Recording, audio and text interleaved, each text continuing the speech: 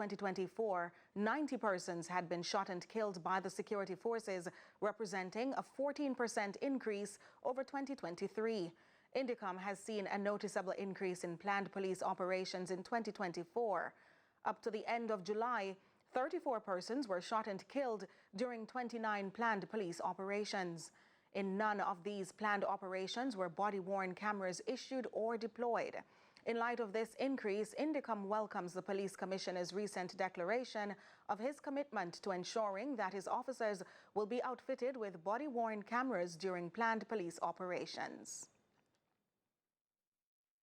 Dancehall entertainer Adidja Vybz Kartel Palmer has given his clearest indication yet that he could sue the state to recover his spend on his appeal and other court matters. This as the entertainer was recently released of murder-related charges in the death of former crony Clive Lizard Williams over a decade ago. The artist and two others accused in Williams's death spent over 12 years behind bars in relation to the crime. Palmer was responding to questions during a conversation with his attorney Isaac Buchanan Thursday on Buchanan's podcast Context Matters. Are you going to sue for losses? What's your thought right now? I start remember, just the last leg of the case, what you call it? The Privy Council? No, not even Privy Council. After that, when you come back to Jamaica, that little, what, 5 the retrial in Port of Appeal, just the affidavit them and the application them, a 14 million Jamaican dollar it cost me. You know that? Privy Council, that about 600,000 pounds. That 100 million Jamaican dollar. I will start talking about the Jamaica appeal and the Jamaica first trial. You understand? So that's supposed to answer the question. You know what I mean? Yeah, so that's a yes. I'm going to answer the question. Context, but just give the people them some context. And it matters. In other news now, the National Solid Waste Management Authority, NSWMA's island-wide cleaning operations began in Portmore, St. Catherine weeks ago. The agency is now moving into another section of the country, and on Thursday, authorities visited some areas in St. James where they removed derelict vehicles and other waste material. Montego Bay's Mayor Richard Vernon is lauding the NSWMA for its timely operation. It is very important to us here in Montego Bay that we have a clean city. Some time ago, we launched the Step Up program, and we started to eradicate some illegal dump sites. We also met with several of the stakeholders, some of the pertinent groups that we believe contribute to the illegal dumping, and also some of the groups that operate in such a way that would produce the build-up of derelict vehicles across our city. We met with them. We asked them for a reasonable time within which we could carry out our operation, and within that time they would get their house in order. Now that time has expired, and we are now in full gear to carry out the enforcement exercise. So those who are in breach and they know that they're in breach, we will be issuing no further warning. We will not be taking action. After Olympic athlete Danielle Thomas-Dodd voiced her concerns over what she says is a neglect of field events, sports enthusiasts are disagreeing with those claims. Thomas-Dodd had also mentioned that field athletes are in the most marginalized group. But while speaking on Lead Story yesterday, the experts expressed concern over the athletes' statements. In everything you do, there are always going to be some hitches, things falling through the crack. So it's really a question of the administrative machinery that you have in place. If you listen to social media, if you listen to some of the stories coming out of Paris, for me, I think the biggest challenge that we face is a lack of communication to the athletes, communication between all the parties involved, and communication to the public. I really think that if we were able to, or if the powers that be had a better system to communicate things, also to document things, to ensure that You're going off, there's a team manual, there's a guide, there is how you do this is what we expect from you, for the managers, when you have your meetings, all of that. It's because every single story, George, I can assure you that we hear coming out of Paris has been with us from as way back as 1972. Only the names have changed. I don't think there's ever been a deliberate attempt to marginalize either field athletes or track athletes. The fact of the matter is that we've been highly successful in the track side of the track and field discipline. And from that perspective, maybe the track athletes have been afforded a slightly better kind of opportunity to perform. But I don't think that anybody could say there has been a deliberate attempt to marginalize either group. Mental health care is getting more attention from the Global Hand Foundation's 6th annual Mental Health Fair in Trelawney. Founder of the foundation, Carleen Coates, and psychiatrist and medical doctor at the University of 10 Hospital, Dr. Mikiko Thelwell, spoke on Sunrise about the event. Parents is from Jamaica, and I used to come to Jamaica a lot when I was smaller, and people used to say the madman on the street. So to me, it's very important just to talk to people and see what their needs are, because we are proud Jamaican, and we don't talk about being depressed. And it's just a lot of people just really, it's a stigma in Jamaica about mental health. Mental health is from many different lenses, right? Like Carleen was saying, it's not just someone who is on the street, who is extremely unwell. Mental health is also for people who are sort of up at night thinking about things they can't get off their head. You know, mental health is for people who want to be a better community member, who want to, care for people with a clear mind. And part of, I think, the mental health fair is offering people connections, resources, and support so that they can, do their daily lives better, right? And that's the foundation of mental health. So just like you go to your primary care doctor, right, and they give you certain recommendations about your diet, like you were saying, your exercise, it's the same thing. You go to a therapist, you go to see a psychiatrist so that you can create a connection with somebody that is going to want to talk to you without any other motive.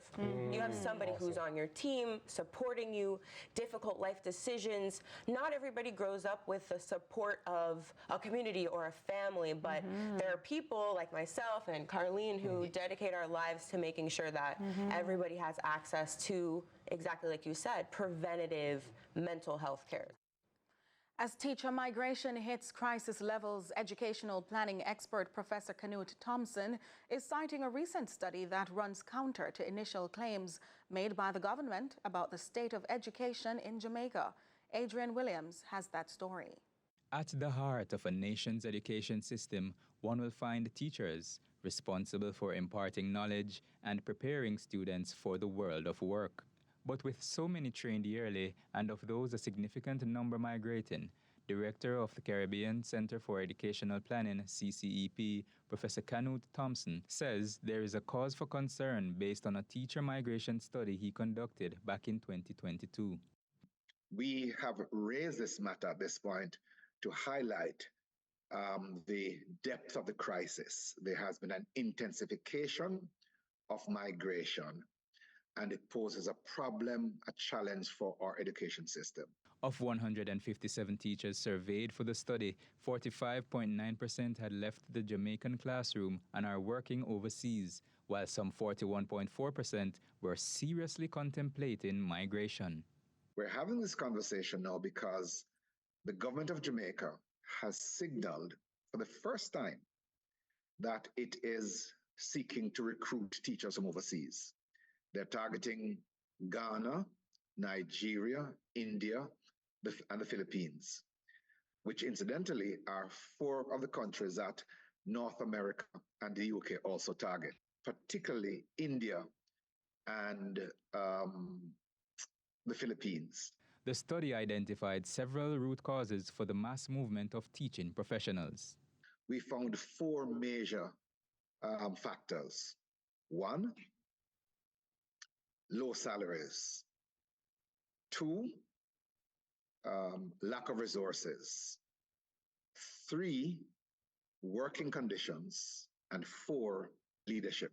One key factor the research highlights is separate from complaints about low wages. Teachers are pushed to migrate due to lack of resources in Jamaica. The least resource school in North Carolina or New York is better resourced than the best resource school in Jamaica. President of the Jamaica Teachers Association, Leighton Johnson, agrees that there is a crisis.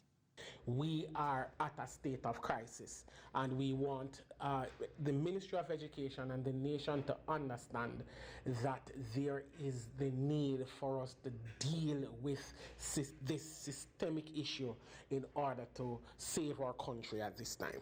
Adrian Williams for CVM News. Stay with us. International news comes up after this break.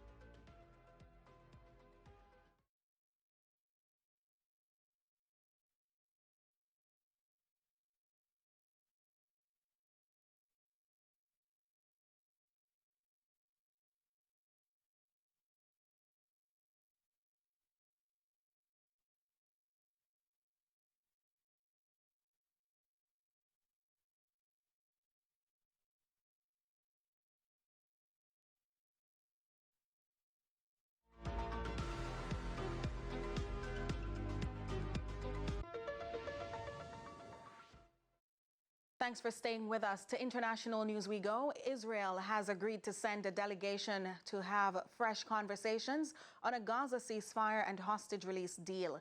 Leaders of the United States, Egypt and Qatar, which have been trying to mediate a deal, said in a joint statement the talks could take place in either Doha or Cairo. Prime Minister Benjamin Netanyahu said Israeli negotiators would be there. There was no immediate comment from Hamas, but we'll hear more now from the BBC. Israel has agreed to send a delegation to a new round of negotiations on a ceasefire and hostage release deal with Hamas. The United States, Egypt and Qatar issued a joint call for talks to resume next week in either Cairo or Doha. Hamas has yet to respond. With fears of a wider regional escalation following the killing of the Hamas leader Ismail Haniyeh in Iran, international diplomats have been stressing the urgent need for a ceasefire to end the Gaza war. In a statement, President Biden, the Egyptian President Abdel Fattah el-Sisi and the Emir of Qatar say there is no further time to waste or any excuse for further delay, adding it's time to release the hostages, begin the ceasefire and implement this agreement. And within the last few minutes, so we've heard from the Israeli Defense Minister saying it's important, quote, to reach a Gaza hostage release deal swiftly. So some reaction there from the Israeli Defense Minister on that story. Earlier, I asked our Middle East correspondent, Yulan Nell, how it would work. Well, that's subject to a lot of speculation. Certainly, Ismail Haniyeh, who was assassinated in Tehran last week when he was visiting there, was seen as somebody who was more moderate and pragmatic. He had been overseeing the Hamas negotiations, but it has been pointed out by Hamas officials that Khalil al-Hayya, the senior Hamas official who was really leading the negotiating team in these indirect talks with Israel through mediators, that he remains in place, he remains responsible for this file. And that's how we close things out for the news. I'm Nika Lewis, but stay with us for our Midday Sports Olympic Games segment with Nathan Curtis after this break.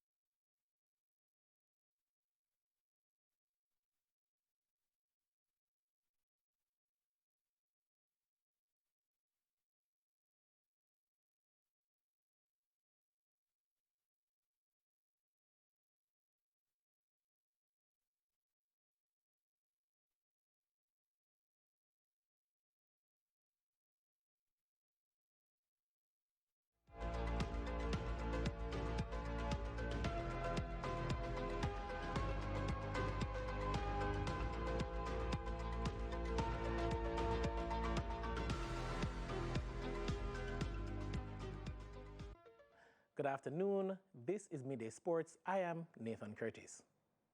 Rain has delayed play on day 2 of the second test between the West Indies and South Africa at the Queen's Park Oval in Trinidad and Tobago, after the South Africans were dismissed for 357 in their first innings. Now, the Reggae Boys' new head coach, Steve McLaren, was officially introduced on Thursday morning at the JFF headquarters in New Kingston.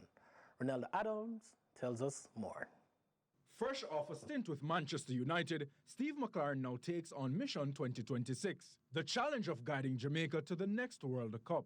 At his press conference, McLaren expressed his enthusiasm. He said he loves a good challenge and finds the Jamaica job truly exciting. But I always knew that this country has unbelievable potential and talent, because I was technical expert for FIFA for 2 years, working on the ecosystem, which really analysed every country in the world, and we analysed 210 countries. I analysed about 20, of which Jamaica was one of them. I feel I know everybody personally, because I met through Zoom because it was COVID. So after doing the analysis and the report,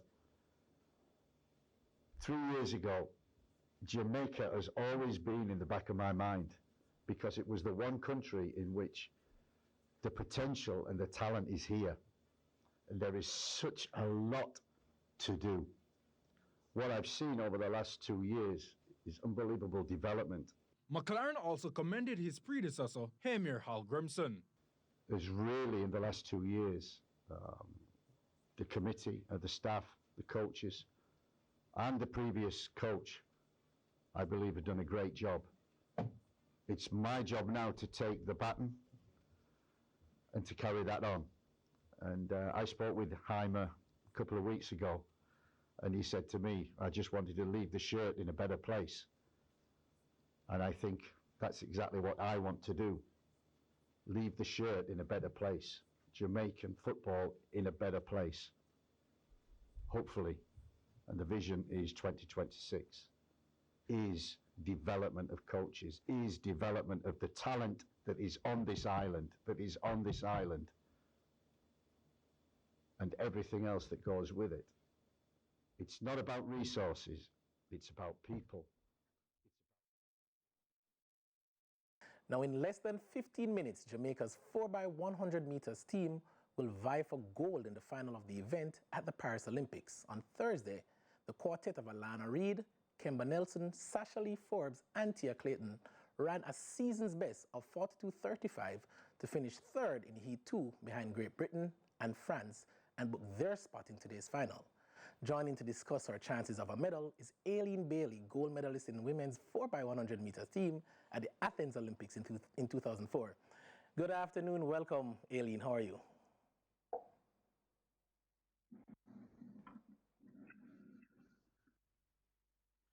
Aileen, you hearing me? Yes, I can hear you now. Okay, good. So Aileen, we have a relatively inexperienced team without Shelly-Ann Fraser-Price and without Shericka Jackson. But this team did do well to reach the finals. So what do you make of their performance to get here? It's amazing. They had a pass and they went out and they completed it. They're not inexperienced, they're experienced, because most of them have been to the World Juniors, and it's pretty much prepares you for a stage like this. So they're going to do well. To run a season's best in that heat, does that add confidence to them thinking that they can medal in the finals? Yes, definitely adds confidence, because everybody, they were sent out with everybody thinking that they may not be able to make it, and the fact that they did and ran a season best without our top athletes, that's amazing. Okay, so we know that the Americans are the favorites, and I mean they have a full strength team, and they qualified with the fastest time as well. But can Jamaica edge a medal in this? Do you see that happening?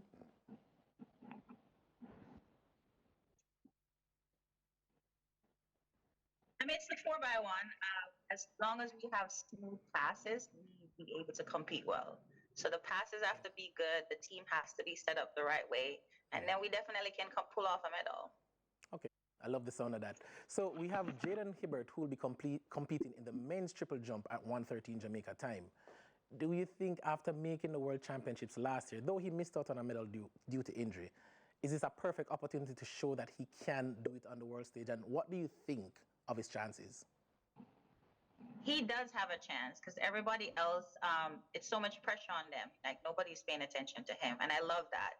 And he tends to enjoy himself. So as long as he just goes out there and don't focus on trying to get a medal and just be his authentic self and just enjoy himself the way he did when he was competing at the NCAs, he definitely can pull something off. And I'm glad you used that point because he's been touted as a supremely confident athlete, you know, very mature, ahead of his age and almost fearless. Do you think these are the qualities that make him a true contender? Definitely. The fact that he's Jamaican too, and we have that. Us Jamaicans, we have that confidence, and the fact that the field events are doing so good that add an extra boost of energy and confidence to him. So he probably wants to be the other field event person to deliver something great. All right, so his 16.99 meters leap in the qualifying round was not his best. But one thing for sure we know is that he's not daunted by pressure. Can we expect him to improve significantly for that final jump or for the final round? For me, it's like he always PRs to win anything that he does. So all he has to do is just jump for his best. And once he does that, he can go 17 or 8, he can go 18 and be in the top. He's capable. All right, I love that, Aileen. Well, thank you for joining us, and we'll speak again soon. Thank you. Thank you for having me. Have a blessed day. That's all the time we have. I'm Nathan Curtis. Have a great day.